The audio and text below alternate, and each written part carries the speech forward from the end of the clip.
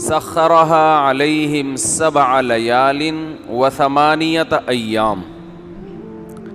یہ ہوا قوم عاد پر مسلط ہو گئی. سخرہ کا معنی چھوڑ دی اللہ نے. 7 لیال و 8 ایام، 7 راتیں اور 8 دن. حضرت ہود علیہ السلام گئے قوم عاد کے پاس، اور صالح علیہ السلام گئے قوم سمود کے پاس. ان قوموں کے کھنڈرات آج بھی موجود ہیں، نشانات آج بھی موجود ہیں. انسان بڑا تکبر کرتا ہے جب وہ صحت کی حالت میں ہو، معاشی ترقی ہو، پیٹ اس کا بھرا ہوا ہو. اسے پھر پیغمبروں کی باتیں سمجھ میں نہیں آتی. آپ نے دیکھا ہوگا اکثر لوگ جو دین کی طرف آتے ہیں وہ کسی پریشانی میں مبتلا ہونے کے بعد آتے ہیں. ان کو احساس ہو جاتا ہے کہ ایسا ہے نہیں جیسا ہم سمجھ رہے تھے. وہ کیسا سمجھ رہے تھے؟ وہ سمجھ رہے تھے کہ سب کچھ ٹھیک ہے، جیسے ہم ہنسی خوشی زندگی گزار رہے ہیں بالکل اسی طرح ہنسی خوشی زندگی گزرتی رہے گی. پھیپھڑے بھی صحیح رہیں گے، گردے بھی فٹ فاٹ رہیں گے، نظر بھی ٹھیک رہے گی، گھٹنے بھی صحیح طرح کام کرتے رہیں گے. انہیں یہ نہیں پتہ ہوتا بھائی یہ زندگی ہمیں بطور امانت کے ملی ہے جو ہم سے واپس لے لی جائے گی. تو یہ انسانی نیچر رہی ہے کہ جب پیٹ بھرا ہوا ہوتا ہے، صحت فٹ فاٹ ہوتی ہے، کوئی غم نہیں ہوتا، تو اسے ہری ہری سوجنا شروع ہو جاتی ہے. تکبر کسے کہتے ہیں؟ انسان حق کو دھکیل دے، پیچھے پھینک دے. کس بیس پر؟ اسے حق کو ماننے میں اپنی توہین محسوس ہو رہی ہو. یہ جو بیماری ہے نا، جو لوگ مذہب کو فالو نہیں کرتے ان میں کوٹ کوٹ کے بھری ہوئی ہے. یہ کوٹ کوٹ کے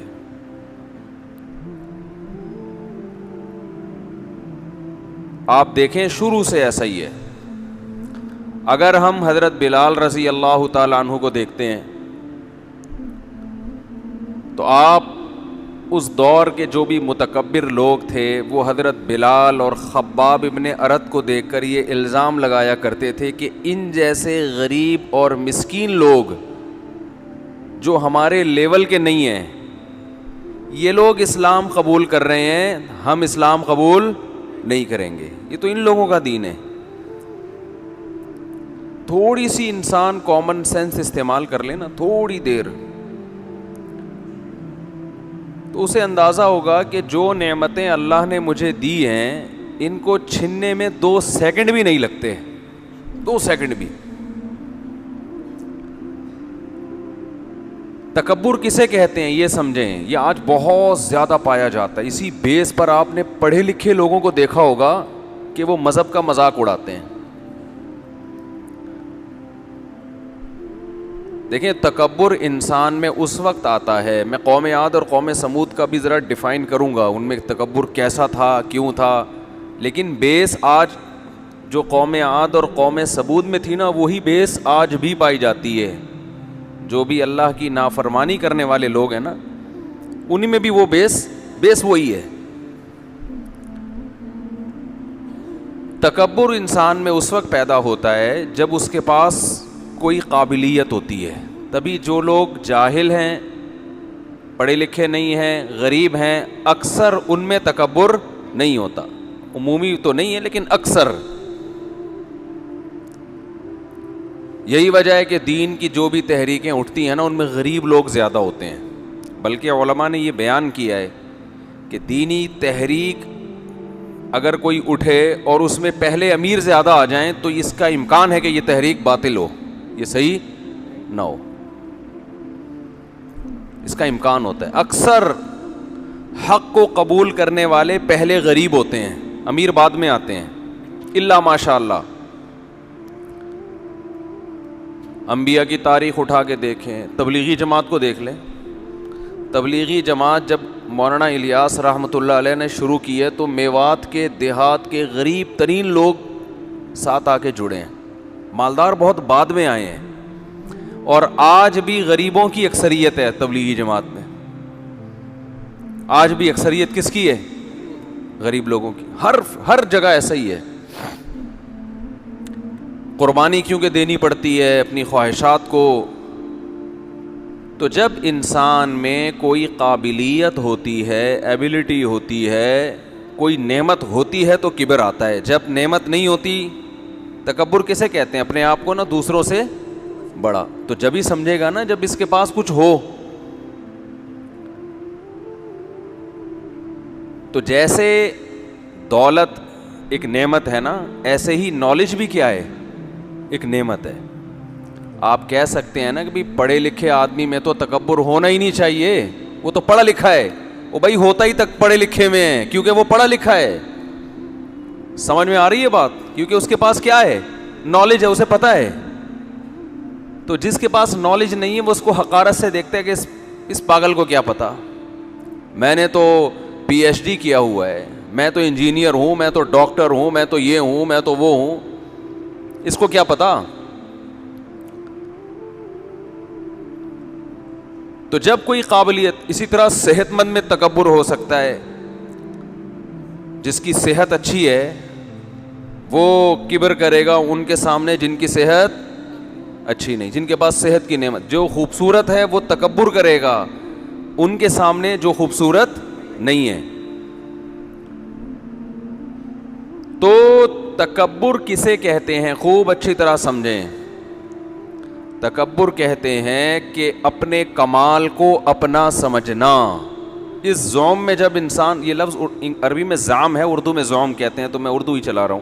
اس زوم میں جب کوئی شخص مبتلا ہو جاتا ہے نا کہ یہ میرا ہے, وہاں سے اس کی بربادی شروع, بیڑا غرق شروع. سمجھ رہے ہو؟ سمجھتا ہے میرا, یہ کھوپڑی کے کام نہ کرنے کی علامت ہے. تبھی ہم نے علماء سے سنا ہے کہ متکبر نالجیبل تو ہوگا, تعلیم یافتہ ہوگا, دولت مند بھی ہوگا, لیکن ہوگا بے وقوف. جس کی عقل صحیح کام کر رہی ہو, جو حقیقی معنی میں عقل مند ہو, وہ کبھی بھی متکبر نہیں ہوتا. کیونکہ اس کو یہ بات پتہ ہوتی ہے کہ یہ کچھ بھی میرا نہیں ہے, میں ہی اپنا نہیں ہوں, مجھے یہ باڈی خدا کی طرف سے گفٹ ملی ہے. ہر چیز اللہ کا گفٹ ہے. تو جس کو بھیک میں کچھ ملا ہوا ہو وہ کہاں اکڑتا ہے میرے بھائی؟ بھیک ملی ہوئی ہے. اکثر ایک مثال میں اس کی دیتا ہوں, تکبر کا علاج بھی یہی ہے. یہ مثال سوچا کریں, اس سے انشاءاللہ تکبر بھی ختم ہوگا. کہ ایک فقیر تھا, غریب مسکین, دھتکارا ہوا ہر در سے. وہ چلا گیا کسی سیٹھ کے دروازے پہ, نوک کیا اس نے. سیٹھ صاحب نے دیکھا کہ بھائی دھوتی بنیان میں, بنیان بھی پھٹا ہوا اور سڑی ہوئی دھوتی, میلی دھوتی, گندی دھوتی, ازار تہبند, اور پھٹا پرانا کہیں سے لنڈے کا, وہ بھی پھٹا پرانا بنیان پہن کے, غریب مسکین, چہرے سے غربت جھلک رہی ہے. اس نے جناب آپ سیٹھ ہیں, آپ کا دروازہ نوک کیا. اس نے, آپ نے دروازہ کھولا. ہاں جی کیا مسئلہ ہے؟ صاحب اللہ کے نام پہ کچھ دے دو. آپ اس دن فارم میں آئے ہوئے تھے, جوش, جو کہ ہوتا نہیں ہے عام طور پہ مسلمان کے ساتھ آج کل. پہلے ایسا ہوتا تھا, فارم میں آیا بندہ اٹھا گیا, یہ پوری گڈی پکڑا دی نا. آج کل ایسا مارکیٹ میں چل نہیں رہا. غصے میں چھین تو لیتا ہے, دیتا ویتا غصے میں نہیں, غصے میں پورا چیک کاٹ کے دے دیا. پہلے ایسا ہوتا تھا سخاوت میں نا بھئی. آج تو صاحب یہ ہے, حدیث سے ثابت ہے, حضرت حمزہ رضی اللہ تعالی عنہ, تو ان سے وہاں عرب عورتوں نے کہا, انہی کے رشتہ دار عورتیں تھیں, کہ اے حمزہ کچھ شاعری کی نا, کہ یہ اونٹ آپ کا پلا پلایا کھڑا ہوا ہے اور ہمیں بھوک لگ رہی ہے, ہم بھوکے ہیں. تو اس طرح کا مفہوم ہے اس کا, مجھے پورے اشعار تو یاد نہیں ابھی. الفاظ یاد نہیں پورے. تو آپ کی سخاوت کو گویا یہ چیلنج ہے. جیسے ہم کسی کے گھر جائیں, بکرا پلا پلایا 2 دانت کا, اور ہم کہیں یار یہ بکرا بندھا ہوا ہے, مہمان گھوم رہے ہیں یار, یہ کیا ہوتا. تو آج کسی میزبان کو غصہ آئے گا؟ غصہ آیا بے نہیں یہ کاٹ کے چلو بھائی ذبح کیا یہ لو, نہ وہ پھر بھی کاٹے گا مرغی.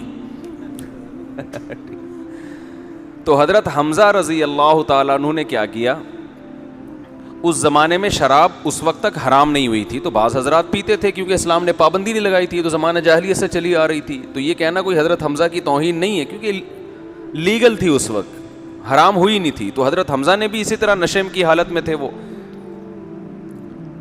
تو جب عرب عورتوں نے ان سے کہا کہ ان کی ہی چچا زاد پھوپھی زاد وغیرہ, انہوں نے کہا کہ یہ آپ کی سخاوت کو چیلنج ہے.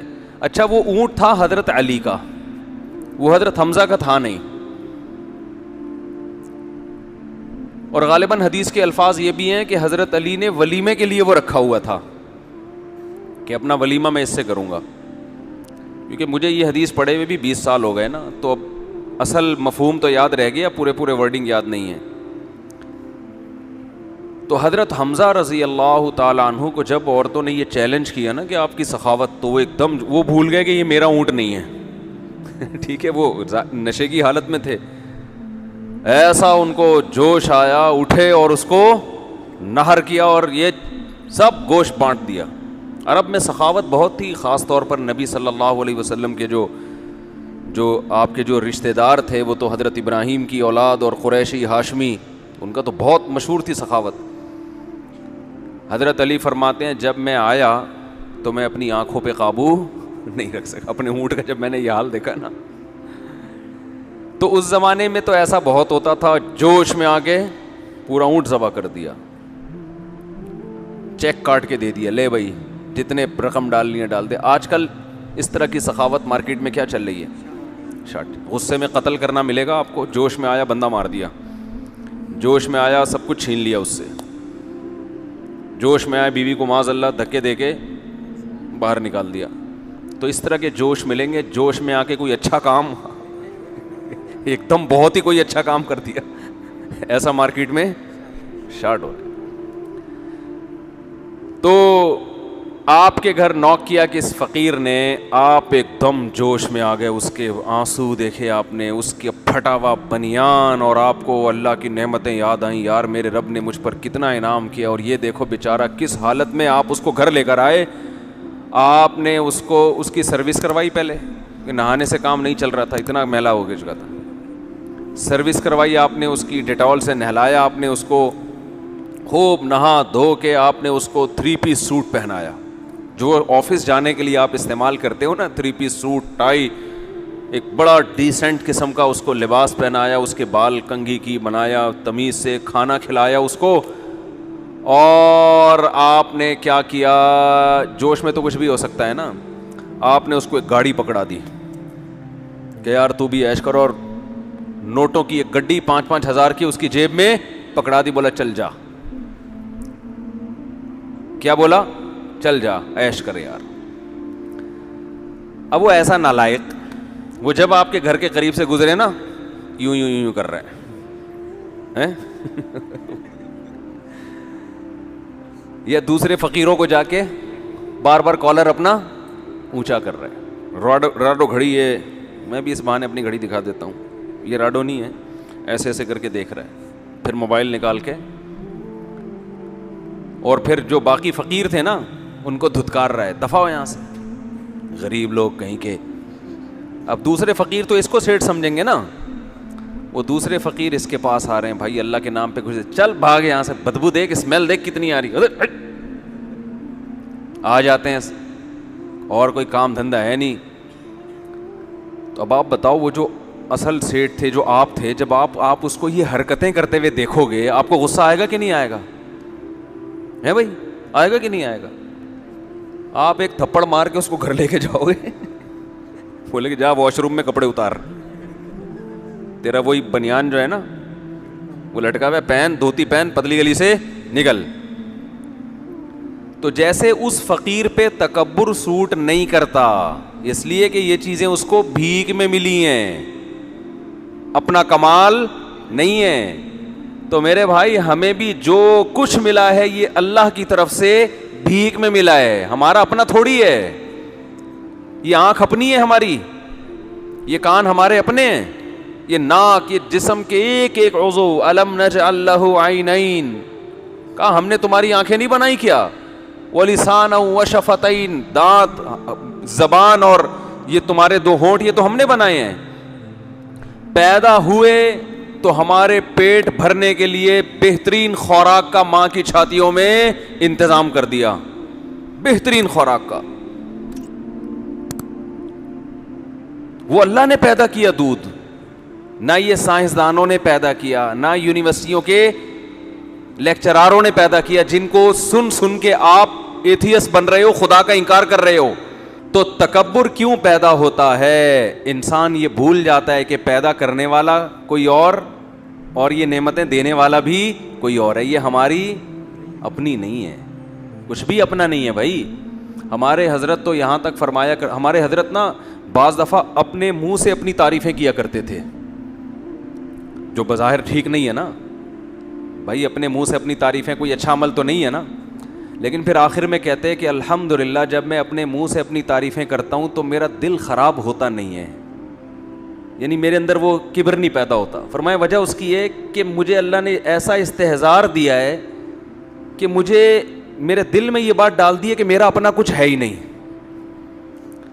یہ ایسا اللہ نے میرے ذہن میں ایک چیز ڈال دی ہے کہ میں جب اپنی تعریف کر بھی رہا ہوں تو وہ مجھے لگتا ہے کہ یہ اللہ کی تعریف کر رہا ہوں, میں اپنی نہیں کر رہا, کیونکہ اللہ نے دی ہے. تو یہ بہت مشکل سے یہ مقام ملتا ہے, اور ہر آدمی پہ یہ سوٹ بھی نہیں کرتا کہ آپ بھی یہی کہیں کہ میں یوں ہوں میں یوں ہوں, اور کہیں جب کہیں کہ یار کیوں اپنے منہ میاں مٹھو بن رہے ہو, کیا یہ تو سب اللہ کی دین ہے. تو مقصد شو مارنا ہوتا ہے, لیکن آخر میں اس کو اللہ کی دین کہہ کے نکل جاتے ہیں. تو بعض اہل اللہ ایسے مقام تک پہنچے ہوئے ہوتے ہیں نا کہ وہ اپنی تعریف کر کے بھی ان کا نفس, ان کا دل خراب نہیں ہوتا, ان میں کبر پیدا نہیں ہوتا, شو بازی پیدا نہیں ہوتی, اس لیے کہ وہ کہتے ہیں بھائی ہمارا اپنا تو کچھ ہے ہی نہیں, تو سب اللہ کا ہے, تو ہم تو بھیک میں ملی ہوئی ہے. تو جیسے بھکاری تعریف کر رہا ہو اور اس کو یہ احساس ہو کہ ہے بیٹا یہ بھیک ہی, تو وہ خراب نہیں ہوگا. وہ بھکاری خراب ہوتا ہے جو اپنی اوقات بھول جاتا ہے. تو یہ احساس جب انسان کو ہوتا ہے نا, یہ بھیک میں ملی ہوئی چیزیں, یہ صحت, یہ نعمت, یہ دولت, حتیٰ کہ دین جو آپ کو مذہب ملا ہے نا, یہ بھی کس میں ملا ہے؟ اس پہ بھی فخر نہ کرو, یہ بھی بھیک میں ملا ہے. قرآن مجید میں اللہ نے ایک واقعہ بیان کیا نا, حدیث میں بڑی تفصیل میں ہے کہ ایک صحابی نے میدان جنگ میں ایک کافر نے اسلام قبول کیا, کلمہ پڑھا, تو ان صحابی نے یہ سمجھا کہ یہ تو موت کے ڈر سے کلمہ پڑھ رہے ہیں, ان کو قتل کر دیا.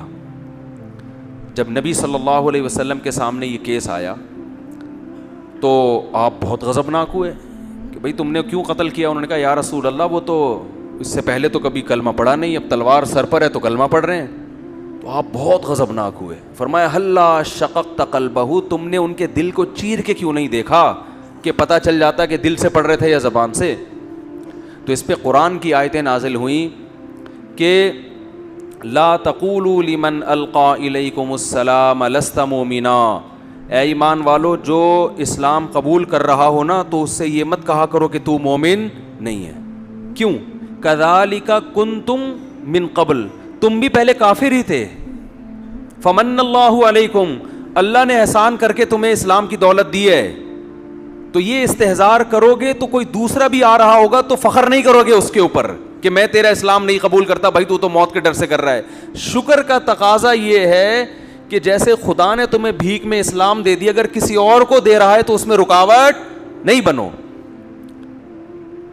تو جو چیزیں ہمارے اختیار میں ہوتی ہیں, حالانکہ اسلام لانا تو ہمارے اختیار میں ہے نا, نیک عمل کرنا بھی ہمارے اختیار میں ہے, لیکن اللہ اس کو بھی کیا کہہ رہا ہے؟ میری توفیق, میری طرف سے بھیک. وجہ اس کی یہ ہے کہ اللہ یہ توفیق سلب کرنے کی صلاحیت بھی رکھتا ہے. دماغ معاف ہو جاتا ہے, حق سمجھ ہی نہیں آتا انسان کے. اچھے بڑے پڑھے لکھے لوگ ہوتے ہیں اور بہکنا شروع ہو جاتے ہیں, اور جو بائی بورن مسلمان ہو نا, ان کو تو ویسے ہی شکر ادا کرنا چاہیے کہ یار ہمیں تو ہمارے والدین کی وجہ سے غریبی میں اسلام مل گیا, ہمیں تو اللہ نے اس آزمائش میں ڈالا ہی نہیں. اگر غیر مسلم گھر میں پیدا ہوتے پھر ہمارے لیے کتنی بڑی آزمائش تھی. پھر سوچنا پڑتا, غور, اپنے باپ دادا کے دین کو چھوڑنا پڑتا ہمیں. یہ اس آزمائش سے اللہ نے ہمیں نکال لیا. تو نہ انسان اپنی نیکی پہ فخر کرے, نہ انسان اپنے اسلام پہ فخر کرے, شکر کرے کہ بھیک میں ملا ہے. جو چیز بھیک میں ملتی ہے انسان اس پہ اتراتا نہیں ہے. حدیث میں آتا ہے نا, جس کو علم کی بات معلوم تھی اس سے وہ علم کی بات پوچھی گئی اور اس نے نہیں بتائی, الجم بلجام من النار, کہ قیامت کے دن آگ کی لگام اللہ اس کو دیں گے.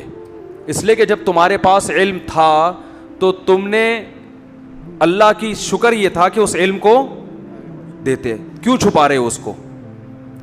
تو جو نعمت اللہ نے دی ہے نا اس کو آگے, اس کو چھپانے کی اجازت نہیں ہے. یعنی اللہ کی مخلوق کو اس سے مستفید کرنے کا حکم ہے.